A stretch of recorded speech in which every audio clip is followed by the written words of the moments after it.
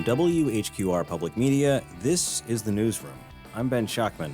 Thanks for joining us. It's election season, and that means WHQR hosted its annual election forum earlier in October with candidate forums for City Council and for Wilmington Mayor. Once again, we worked with our media partners at Port City Daily and WECT to run this, and every candidate attended to answer questions, both from reporters and from listeners, readers, and viewers like you. We're bringing you the highlight from the mayor's race today, so I'm bringing in my colleague Kelly Kenoyer to help with analysis. Hey, Kelly. Hey, Ben.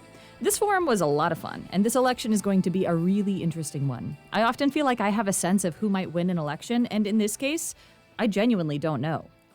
There is a lot going on here, so let's set some groundwork before we dig into the forum itself. City Council is a nonpartisan race, so that means, at least for the Democrats, there are more candidates than open seats on both council and in the mayor's race. That's right. Earlier this year, former County Commissioner Jonathan Barfield announced that he would run for mayor of Wilmington. That was before Mayor Saffo had announced his plans to run for re-election, and I think it was kind of a surprise to the mayor and to the Democratic Party that Barfield announced before waiting to see what Saffo would do. I believe Barfield said at the time that he was called by God to run for mayor. And he served 4 terms as a county commissioner and lost a close race for re-election last November. He said God told him his assignment wasn't over yet. So what followed was a bit of uncomfortable jostling within the Democratic Party. What would they do with 2 candidates? Ultimately, New Hanover County Democratic Party Chair Jill Hopman decided to do what had worked before, a straw poll. Yeah, this was the strategy she used during the last municipal election in 2023. She asked party leadership and high-ranking members to say who they wanted to run, and then the party used that as a criteria for endorsement. To the party, it was a rousing success. All 3 endorsed Democrats made it onto council in 2023, even though the 4th candidate didn't drop out. That might be more complicated this year, since on the council side, the incumbent was the one who didn't get endorsed, but we'll get into that next week. What you need to know about the straw poll for the mayor's race is that Barfield didn't even want to participate. Barfield felt that he was being undercut from the beginning. He said Hopman told him, quote, "The race belongs to Bill." She more or less questioned the wisdom of running against a successful incumbent Democrat, one who she says has been good for the city. And she suggested that he should wait and run for commission again, or for higher office. And Barfield obviously didn't buy into those arguments. And there's a lot of competing narratives between the two of them about how exactly the conversation went, but the substance of it is pretty clear. And the outcome was that Barfield didn't trust Hopman to run a fair straw poll where he had a fair shake. The voters in this straw poll are party insiders, and Barfield decided not to partake because he said it was, quote, fixed. The outcome of the straw poll was overwhelmingly in Saffo's favor, but Barfield didn't drop out. In fact, he doubled down. To be clear, the straw poll doesn't stop anyone from running, just from receiving official Democratic Party support. Now, Barfield implied that the straw poll was racialized and said, quote, "The only folks eliminated are black men who look like me." The 2023 straw poll eliminated Marlo Foster, and this year's straw poll eliminated Barfield and Mayor Pro Tem Clifford Barnett, a 2-term incumbent, and they're all black men. And he said the Democratic Party and the chair had chosen, quote, which person of color they wanted to lead. And in a particularly inflammatory comment, he compared the modern Democratic Party to the party of 1898. For any newcomers in town who haven't heard about this, that's a reference to the 1898 coup and massacre, a racist upheaval in which white supremacists overthrew the legitimately elected biracial government in Wilmington. It was a race riot where 2,000 armed white men murdered dozens, perhaps hundreds, of black residents. Hopman was deeply hurt by this comparison, to be clear. And she's pointed out that the straw poll did put Jaquima Clinton Quintana on the Democratic slate, a black woman. It's clearly something that the Democratic Party of 1898 probably would not have done. But I do think it shows some resentment from those who tend to vote Democratic about the tendencies of the local party, particularly when it comes to black candidates and black voters. So that's the background on the Democratic side. And it's worth pointing out the city of Wilmington leans blue. There are 5,000 more registered Democrats than Republicans in the city out of 92,000 registered voters. With Barfield running against Saffo, those Democratic votes will certainly be split. It's rare that a Republican would stand a chance against a well-established incumbent for this seat, so the Republican Party was really trying to find a great candidate to put up against the Dems. Now, in the past, GOP chairs have told me that taking Saffo on is a particularly tough row to hoe. He's positioned himself as a moderate Democrat who fundraises across the aisle. I mean, just look back to his very successful campaign when he was challenged from the left by fellow Democrat Harper Peterson in 2021. Didn't he fundraise a lot from typical Republican donors? Yes. So, given the opportunity, the Republicans are looking for an in. We know that several incumbent Republicans were asked to run. County Commissioner Dane Scalise publicly toyed with the idea on X, and I know a number of influential conservatives who hoped council member Luke Waddell would take a run at the mayor's office. Waddell had said publicly, repeatedly, that he is too busy being a new dad to run for mayor. And while nothing has been made official, there are rumors that Scalise is likely looking at higher office based on his recent decision to move into Republican Representative Ted Davis's district. Well, that could be a coincidence, but in any case, Scalise chose not to run. So the Republican Party wasn't able to find a battle-tested candidate with a voting record for the mayor's race. We instead have a relatively unknown candidate, Billy Craig, a former law enforcement officer and Wilmington native. He's endorsed by the Republican Party, but he's also the only candidate who filed on the right for this race. Still, even coming in as a relative unknown, Craig might have a shot against the Dems. In fact, his lack of political track record might help, at least for voters on both sides of the aisle who aren't particularly pleased with the status quo. It depends on how strong conservative voter turnout is, and how many people skip the party endorsement on the left and swing for Barfield. And of course, there's the unpredictable unaffiliated vote. Unaffiliated voters make up the largest share of New Hanover County voters. There are over 10,000 more unaffiliated than Democratic voters. Many lean one way or the other, but some are wild cards. Especially in a nonpartisan race like council, it's hard to know how they'll go. Okay, on to the forum. Like every year, we asked our candidates a lot of the same questions, and we hope this guide can give you the information you need to cast your ballot for the candidate you resonate with the most, regardless of party affiliation. All right, let's get into it. We're kicking this off with a question from our MC, John Evans from WECT. Mr. Craig, I'm going to ask the first question, and I'd like your response to it first, if I can. Being the mayor is like being a city council member, but there's just a little bit more to that seat. What is that extra something you want to bring to the role of mayor, and why are you the best man for the job? 60 seconds, sir. True transparency. There's been a lot of occasions, especially with your police department, there was no transparency, and it caused a lot of good people to leave. I want to show true transparency to the citizens and to the employees of the city of Wilmington. I retired from this city. I understand what they've had to go through. I understand what it is, paycheck to paycheck. Thank you, sir. Mr. Saffo, what is that extra something that you want to bring to this role of mayor? Why are you the best man for the job, sir? Well, when you're the mayor, you're everybody's neighbor, whether you voted for me or not. I represent the entire community, Republicans, Democrats, conservatives, independents. My job is to get things done for this community, to work with the council, to build consensus amongst the council, to approve the decisions that we all make as a council, as well as work with our county commissioners, as well as work with our state representatives, as well as work with our folks in Washington. They all play a role, a significant role, in everything that we do here in Wilmington, North Carolina. Thank you. Thank you, sir. Mr. Barfield? You know, serving as chair of the county commission for 4 years, vice chair for 3 years, that's pretty much like the mayor and mayor pro tem, but in a greater capacity. Recognizing that I was on the most powerful governing body at the local level, the county commission, where I served all the citizens here, with the city of Wilmington being our largest municipality. And recognizing the fact that serving in that capacity, you are the face for your community. You are that conduit. One thing, as I mentioned before, serving on Governor Stein's transition team, being a county commissioner, I am that connective tissue between county government and state government, making sure that we can get what we need in our community. Being on Governor Stein's transition team gives me direct access to him and his chief of staff. So if there's something that we need in our community, a phone call is all I got to do. I've got a cell phone number, both him and the chief of staff on my phone, but also the county elected officials, the county commissioners, the staff there. Okay. Being a county commissioner for 16 years, I have that ability to bridge the gap and bring everyone together. So I think this is an interesting set of answers because you're really seeing the difference between incumbents and newcomers. We're seeing Saffo and Barfield talk about their relationships, talking about their experience. Barfield's talking about having the governor's phone number. Billy Craig doesn't have access to those kinds of folks because he's a total newcomer to politics. But at the same time, he's bringing in that new energy of saying, I will be transparent. I don't see enough what's going on in the inner workings of government, and I am willing to bring that to you. Yeah, I agree. And we've seen challengers in the past sort of cast broad aspersions about the status quo.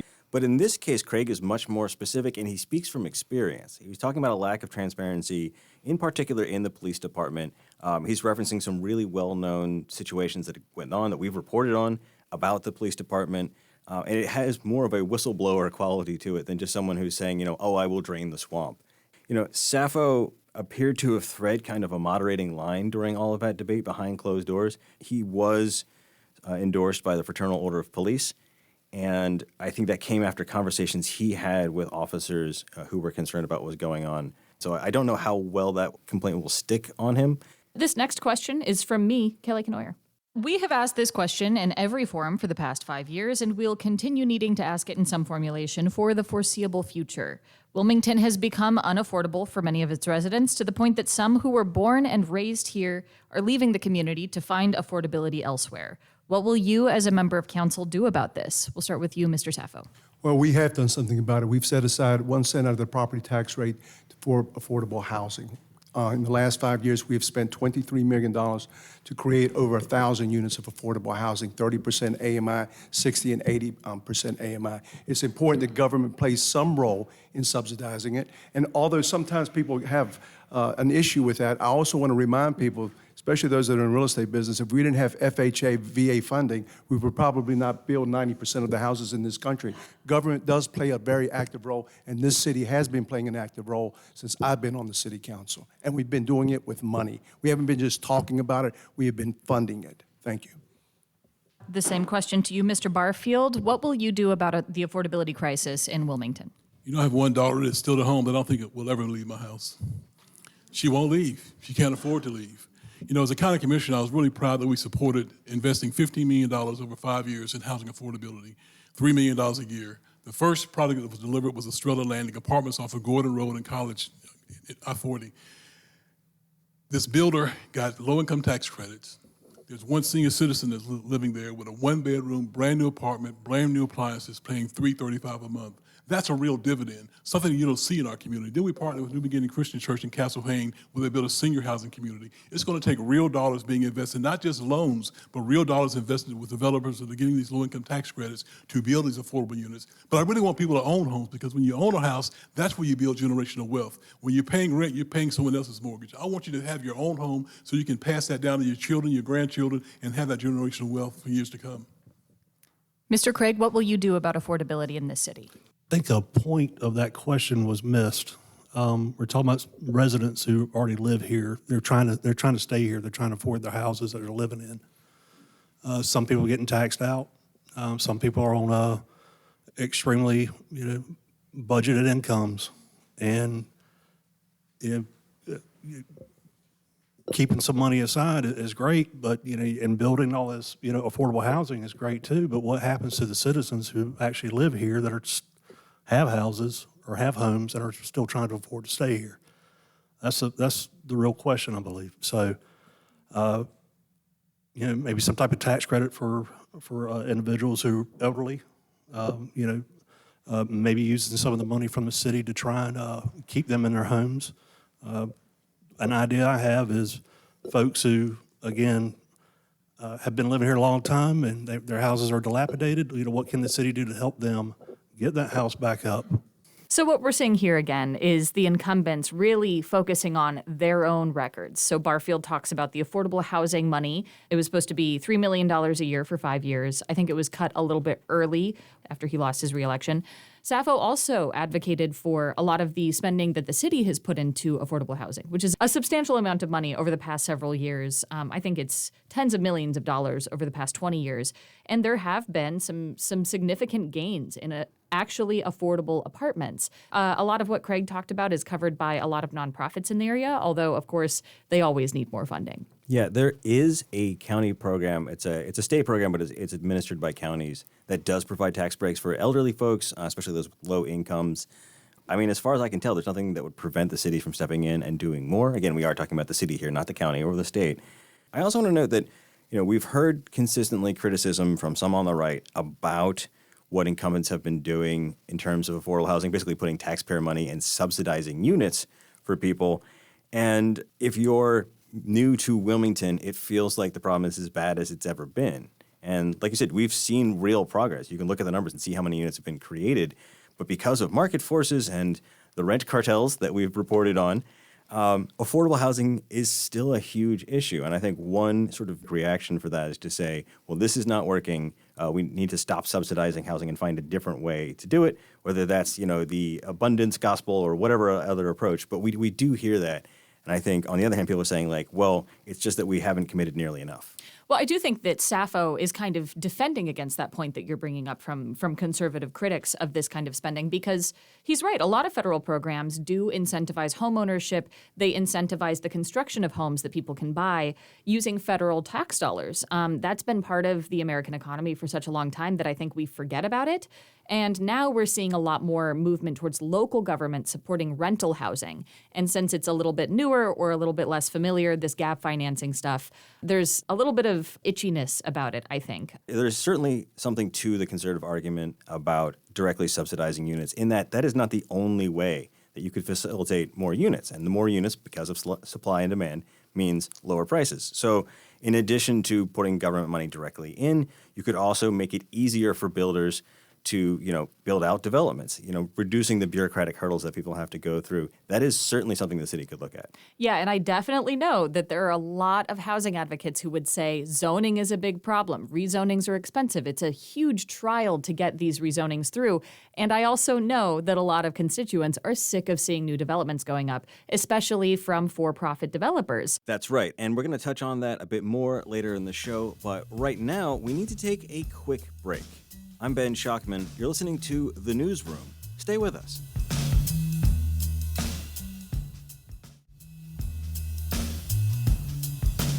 Welcome back to The Newsroom. I'm Ben Schachtman. Thanks for staying with us.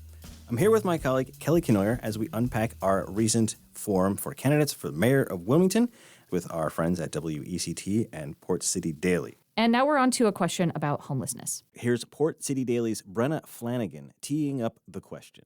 We'll start with you, Mr. Craig. What should the role of City Council be in addressing homelessness, and what specific actions would you support beyond what's already been done to help curb its rise? I think we really need to lean on, and I don't mean lean on, that's a horrible thing to say, because they've done so much. But the Good Shepherd House has done so much. There are a lot of nonprofits here that do things, but everybody's kind of in their own lane. Places like the Good Shepherd House, the Good Shepherd Ministries, they actually get people into homes or into somewhere they can actually live and call their own, or call that space theirs. They could even, I think right now they're at 240 families is what they're handling, or 240 people, whereas pre-COVID I think it was like 170. The city does have a lot of compassion and care, and a lot of folks have compassion and care. Reaching out to our religious leaders, religious communities, trying to do anything and everything we can to help the homeless. And to you, Mr. Saffo, what should the role of City Council be in addressing homelessness? Well, the city council should play a role in it and has been playing a role in it. We invest over $1 million a year in homeless services and working with our homeless providers. We have over 27 homeless providers in this community. We also rezoned for the Healing Place under withering opposition to that particular facility that helps a lot of people that are homeless. Let's not, homelessness is people need homes. The city of Wilmington is the government that has supported Lakeside Reserve of 48 units with supportive services. And we're about to put 33 units of supportive housing with supportive services again on Carolina Beach Road. That's the way you fix homelessness. You have to give people units, and you have to make the commitment to invest in them and not just talk about it. Thank you. Thank you. And now to you, Mr. Barfield. What should the role of City Council be in addressing homelessness? One role it shouldn't be in is criminalizing being homeless. There's this thing called compassion in the fact that these are our neighbors. I'm proud that I led the county several years ago in providing social workers to work with our homeless population in downtown in particular. We provided what we call den bins, where they could actually store their stuff in locked facilities so they can go out and look for work, get the resources that they need, to get the help that they needed as well. Supported Building the Healing Place, a county facility that houses those that have substance use disorders, but also when we had terrible weather here, it opened up their doors for those folks that were homeless. When the pandemic took place, the county provided hotels for every person that was homeless to make sure they weren't spreading COVID-19 within those homeless encampments. My phrase is that, but for the grace of God, there go I. That could be Jonathan Barfield Jr. walking those streets. there are so many people that are one paycheck away from being in that same position. So why do you criminalize something and cause people to have citations as opposed to opening up opportunities? As a county commissioner, I supported funding the Good Shepherd, other initiatives such as the Eden Village and others that we've supported to indeed help those folks that are out there on the streets. So back to Billy Craig, since he started this, he mostly was talking about asking our nonprofit leaders and the religious community to step in and do more for the homeless. He talked a lot about Good Shepherd and all the great work that they do, but he didn't actually offer anything in particular for the city to do to improve its efforts on homelessness. I think that's worth noting because similar to a lot of conservatives, he's not necessarily advocating for more spending on this. Bill Saffo, on the other hand, says we currently spend $1 million a year, and I am planning on doing more. We want to put in a new shelter. We have this track record of investing with the Healing Place and, permanent supportive housing through Lakeside Reserve. Barfield kind of came after Bill Saffo in a recent vote of his by saying we shouldn't criminalize the homeless. And I will say, if you haven't watched the actual interaction here, you can see Saffo get angry in response to this, and he starts furiously writing on a notepad. We'll get into his response on that particular ordinance later in the show, but that was kind of a needle directly at him.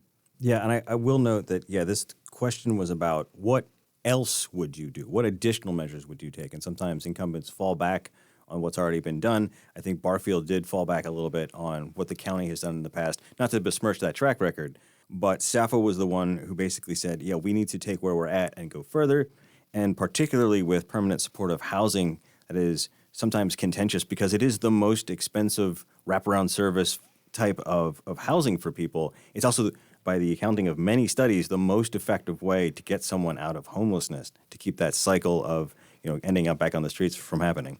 There's only so far you can go with volunteer work. At a certain point, you need money for capital, for expansion, for vehicles. And so that's where a place where the city, I think, could step in. But this is a question we wanted to ask pretty much everyone in government from now on, because the endowment is sort of the elephant in the room every time there's a financial concern, question, budget debate. So here's what we asked our mayoral candidates. All right, this question will first go to Bill Saffo.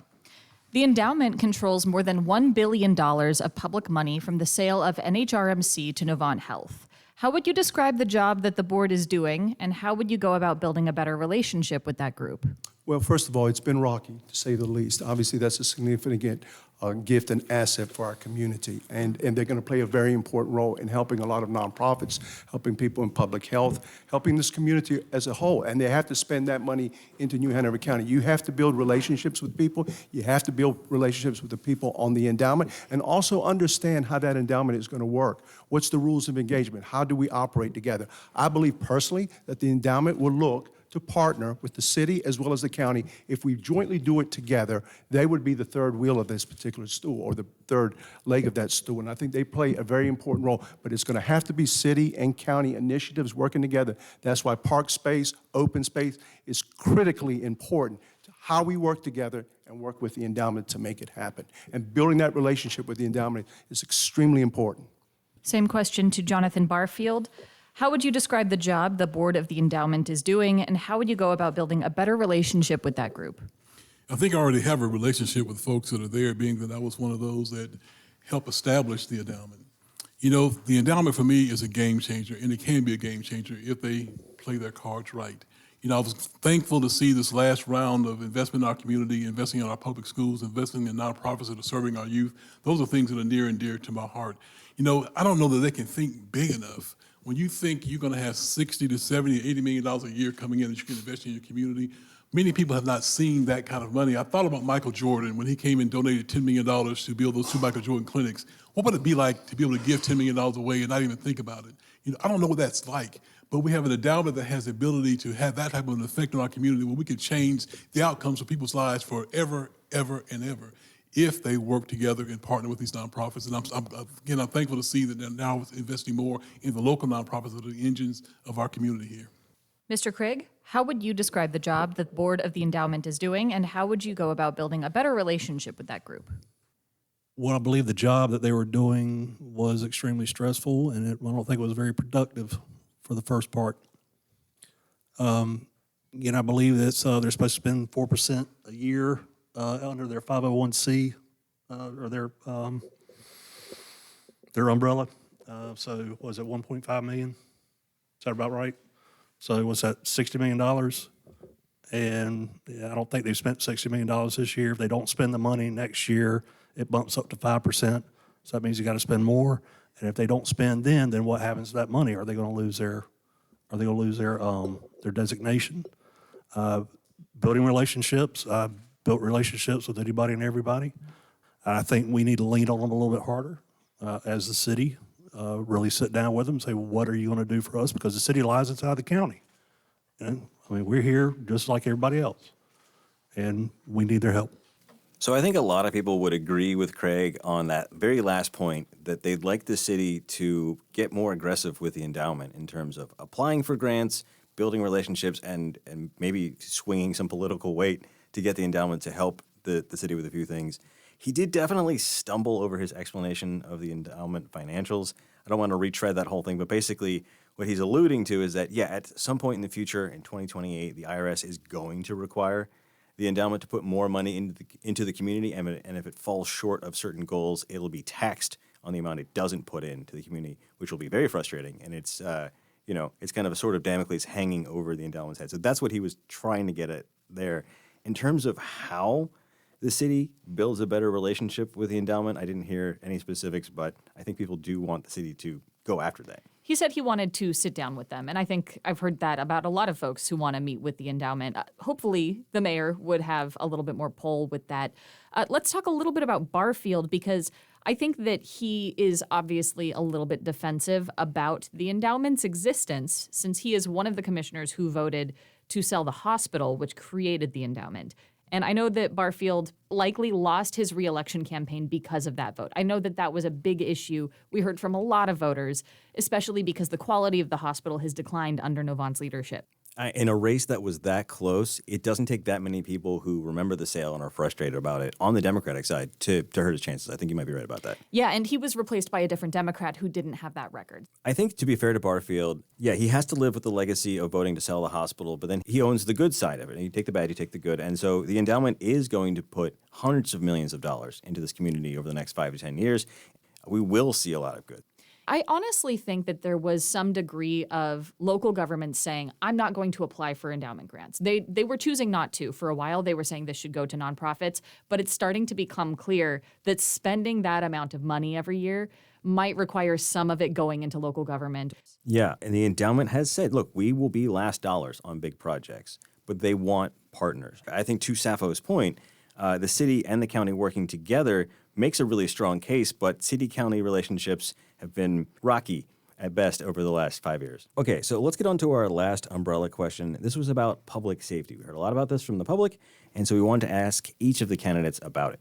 The city has had some trouble hiring and retaining police officers, and there's some debate over what style of policing WPD should follow. Mr. Craig, I'd like your answer first to the question.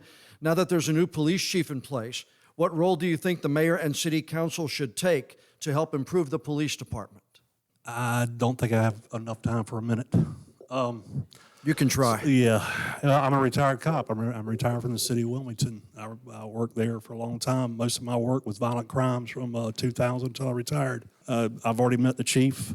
He seems like a good guy. I've actually had contact with the former special agent in charge in Virginia who knows him, and he gives him a thumbs up. I've talked with Ralph Evangelos. Ralph gives him a thumbs up. And so far, just my meeting and what everybody else has said, that they really like him. You need to let him do his job. The city needs to basically stay out of his way and let him come in and say, this is what we need to do. There was a lot of stress that was caused, unfortunately, by the last administration. It caused a lot of good people to leave.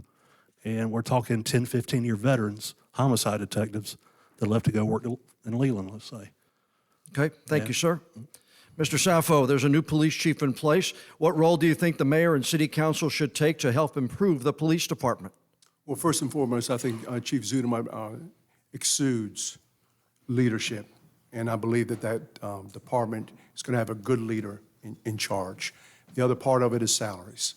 Obviously, in the last two budget cycles, we have supported giving police officers, as well as other city staff, additional monies for salary, because we think that is very important to retain officers in our community. And obviously, the chief is going to come to us with a significant amount of things that they're going to need over time: radios, cars, you name it. And, you know, the city council is going to have to also appropriate funding to make certain that those officers have the necessary equipment to do the job. It's a tough job, 140-some thousand calls for service every single year, the busiest department in the city by far, and the number one department in regards to expenditures of over $40-some million. It's a significant department, and I believe we've got a really good person in charge there, and I believe that we're going to get we're going to make sure that we're going to get that staffing up to where it needs to be, and where there be with added bonuses and additional salary. Thank you, sir. Mr. Barfield, there's a new police chief in place. What role do you think the mayor and council should take to help improve the police department? For me, the council actually sets the tone for the culture. The council is the ultimate leader of the organization because they hire the police chief. You have to take care of your people. I often say that I can show you where your heart is if you show me your checkbook register, because we spend money on what we value.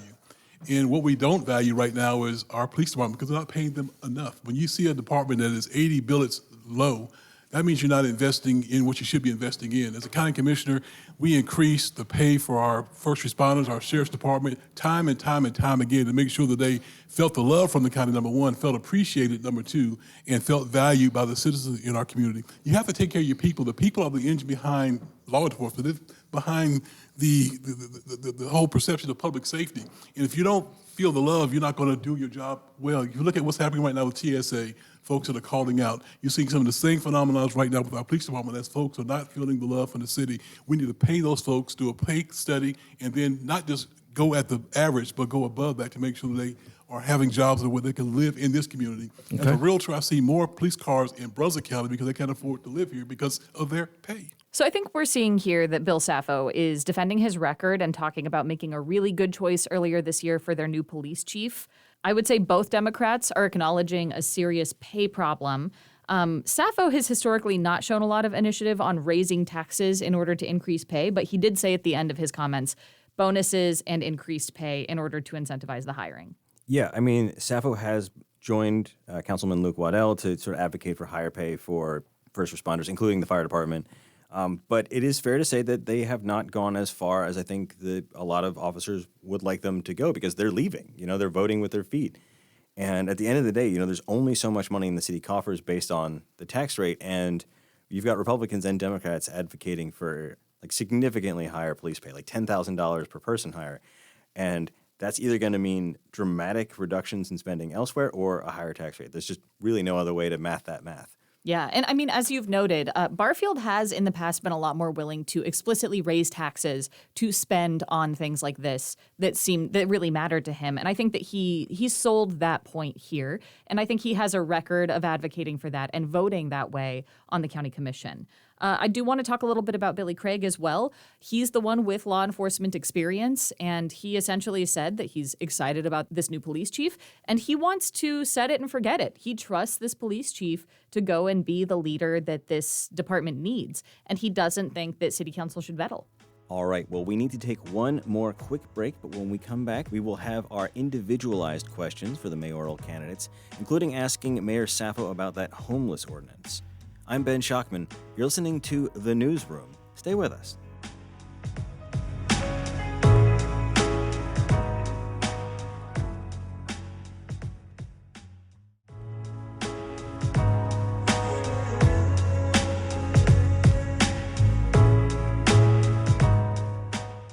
Welcome back to The Newsroom. I'm Ben Schachtman here with my colleague, Kelly Kenoyer. Yeah, we're digging in today into the Mayor's Forum that we conducted with WECT and Port City Daily.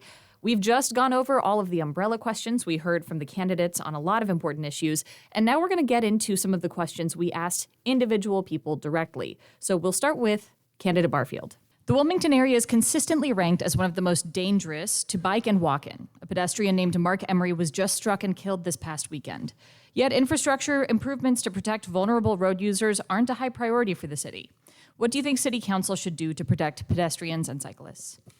I think an enhanced campaign on public safety when it comes to bikers, number one. I know we have this Be a Looker campaign with the Wilmington MPO, and we have billboards to talk about Be a Looker.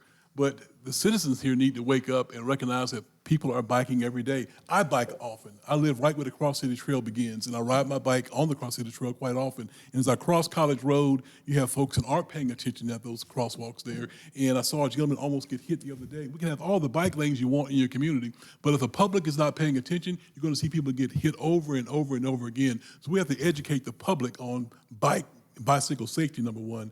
Encourage folks to use these trails. I used to take my bike, as I do have a rack on the back of my vehicle as well, to the park, but it's too cumbersome there.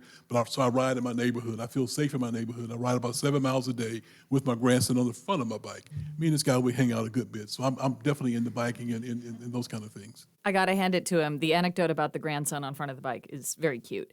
This was interesting because it was kind of a question about infrastructure, and he actually pivoted to talk about a safety campaign. I have heard from the WMPO that they think it's a mix of both needed in order to promote safety in the community.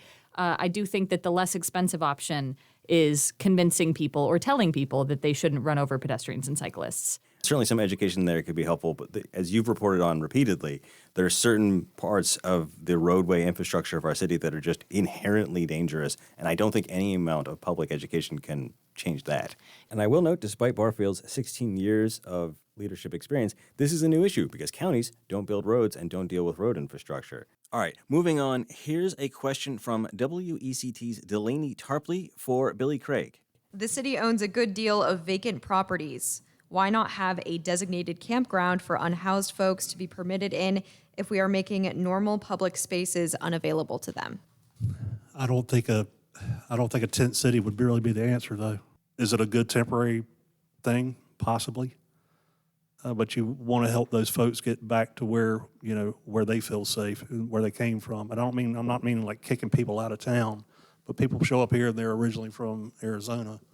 It's like, okay, how can we help you get back to Arizona? Not that we're going to hand you a ticket, but how can we help you get back there? How can we help you establish contact with family and friends so you're back with a positive support structure? The only concern, I have several concerns about, doing something like that. One, who's going to watch it? I mean, you have all other kinds of things to think about. We've had situations where some of the homeless camps caught on fire because they don't know or they didn't pay attention to simple fire safety. I mean, as a Boy Scout, I remember you always built a fire this big and made 8 feet out to make sure nothing else caught on fire. But it just doesn't seem to happen that way. I'd really like to look more into that, though, and study it to find out what may be the pros and cons of that. So I will note there is a pervasive sense in some parts of the population that we have many, many homeless people who are from far away from Wilmington. And this is largely anecdotal. The data from the continuum of care don't really back this up. Anywhere between 75 to 80% of people are from this area. That said, there are people who move around regionally, and one thing the city has looked at is funding to return people to, say, Brunswick County or Pender County. So that's not a totally out-of-pocket idea. I will also say that the way Craig is sort of thinking through this on the fly, I've done this exact same thing. We do get emails and calls about this kind of thing all the time where someone has an idea. They think, oh, this would be great. But a lot of the homeless service providers have been doing this for a long time. And there are a lot of logistical details that aren't immediately apparent. It's not just about there being a bed available. It's about making sure that there are staff awake and available at that time to make sure that anybody else with access to that bed, if there's a lot of people in a room on different beds, that there's security and safety and nobody's going to be assaulted or have their things stolen. Those safety concerns, the staffing concerns, that is the biggest issue to some of these creative solutions. Okay, so still talking about the homeless issue in Wilmington, here's our question for Mayor Bill Saffo. You voted in favor of the recent homelessness ordinance championed by Luke Waddell. It was contentious, so can you explain your vote? When the vote first came up 2 months ago, I decided we had a lot more discussion to make on it. We sat down and met with a lot of the homeless providers. We came back. I think we worked on a pretty significant policy that I think is fair and equitable. It was done in a bipartisan fashion. First of all, we did not criminalize it. A misdemeanor, class 3, and an infraction, look at it on your phones, see the difference between the two of them. We decriminalized it. It doesn't go against your record, and if you get a fine and you don't pay, you're not going to jail, okay? First and foremost. Number 2, We said, we're going to go with social workers. We're going to approach people that are homeless, not with police officers, but with social workers, because we thought that was important. We're already advertising for those social workers at a cost of $500,000. And then I also said that if we had any available property that we could give to a nonprofit for low barrier shelter, we should do it and work with the nonprofit. But also understand that wherever this shelter is going to be put, that we also have to work with the neighborhood that might have impacts because of it. So I thought it was a fair and good policy. I know it was contentious, but at the same time, you have to be humane to the people that are out there on the street, first and foremost, no doubt about it. But you also have to address the issues that a lot of our citizens have been calling us about. One of the things that have not been reported is the over 1,900 calls for services of citizens that are calling us saying, please help us with some of these initiatives. We need to give more money to nonprofits. They need more beds. They need more resources, and we're going to do that. I think if anything is going to burn Saffo with existing Democrats, it's probably going to be this ordinance. It would probably have been an easy win for his base on the left to oppose this ordinance. And even with the election coming up, he actually stuck to his guns against heavy pressure. There were people protesting at 3 different city council meetings against this ordinance, and it got modified substantially. I don't think that we will have a clear sense of the impact of this change until 6 months down the line. But I do think that he's heavily influenced by concerns he's heard from business owners.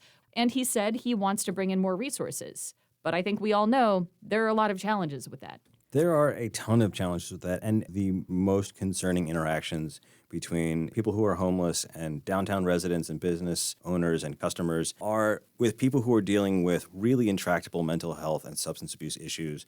It is difficult to get them into a situation where they will accept help. Doesn't mean they're unsalvageable, but it means that these people will require a lot of resources to get them safe and stable and sane, and that's not going to be quick. It's not going to be easy. It's not going to be cheap. So I think advocates are happy to hear Saffo say that stuff, but when it comes to budget season, which starts in about a month, the rubber's really going to meet the road. Saffo is talking about creating a new overnight shelter somewhere in Wilmington, and he said that he wants neighborhood buy-in for this, and I think that those two things are not compatible. I don't know a single person who would be excited about having a homeless shelter move in next door to them. And so I think getting neighborhood buy-in is going to be a major challenge. One more question for Mayor Bill Saffo on a just slightly less contentious issue, tree ordinances. On your campaign website, you mentioned wanting to preserve the city's tree canopy, and in a recent forum, you spoke about wanting to strengthen the city's tree ordinance.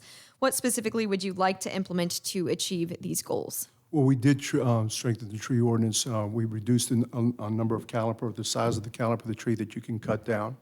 If you cut down a 4-inch tree, you're going to have to replace it 1 for 1. If you cut down a 6-inch tree, you're going to have to replace it 2 to 1. We've also put significant fines to date. I think the city has almost $2 million in tree mitigation fines from folks that have cut down trees. Last night, we spent $577,000 for 641 new trees to be planted.